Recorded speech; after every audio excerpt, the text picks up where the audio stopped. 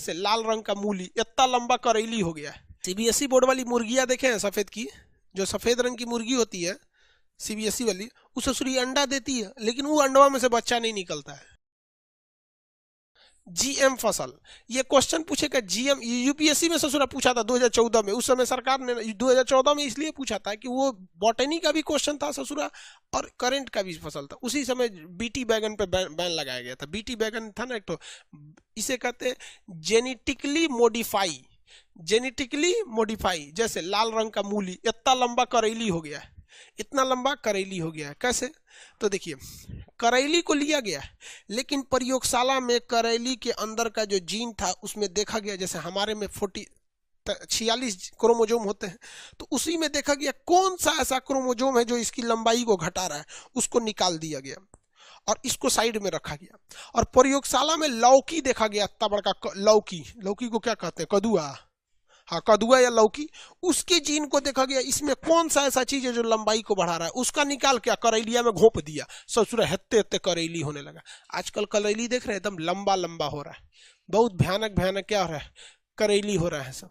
तो ये इसी को कहते हैं जेनेटिकली, यानी उसकी आनुवांशिकता को मॉडिफाई कर देना और बेहतरीन बना देना। तो जेनेटिकली मॉडिफाई कर दिया जाता है, जेनेटिकली मॉडिफाई करके बनाया जाता है। आजकल पौधे भी आते हैं जेनेटिकली मॉडिफाई, धान आता है जेनेटिकली मॉडिफाई। खेत में बोएंगे तो होगा, खाइए चावल, लेकिन उसको सोचिएगा दोबारा बो दे तो नहीं होता है। कुछ ऐसे भी गेहूं और चावल होते हैं जो दोबारा बोइएगा तो नहीं निकलते हैं। आप में से कितने लोग ऐसे धान और चावल को, गेहूं को जानते हैं, जो आप फसल बोइएगा तो उसमें से धान निकलेगा, लेकिन उस धान को दोबारा बोइएगा तो नहीं निकलेगा। जानते हैं या नहीं जानते? नहीं जानते तो खेती नहीं करता है तुम लोग। हाइब्रिड, हाँ हाइब्रिड, हाँ हाइब्रिड नस्ल होते हैं सर।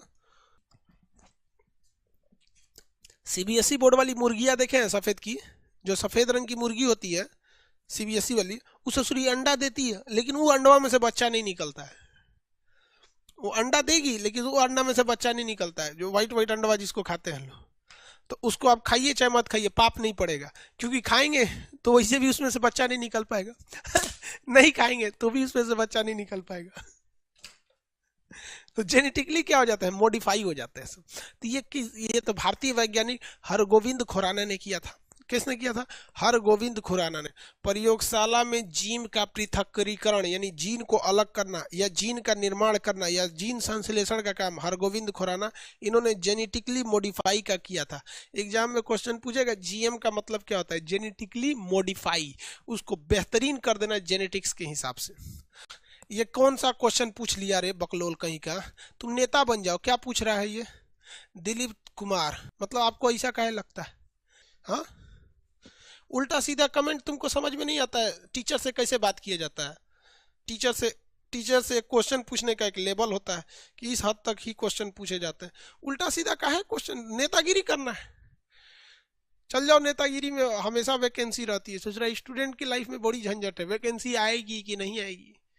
नेतागिरी में हमेशा वैकेंसी रहती है। चलिए ध्यान से समझते हैं। म्यूटेशन समझ में आ गया कि नहीं आ गया? म्यूटेशन समझ में आ गया। अब हम लोग समझते हैं उद्विकास। क्या चीज समझ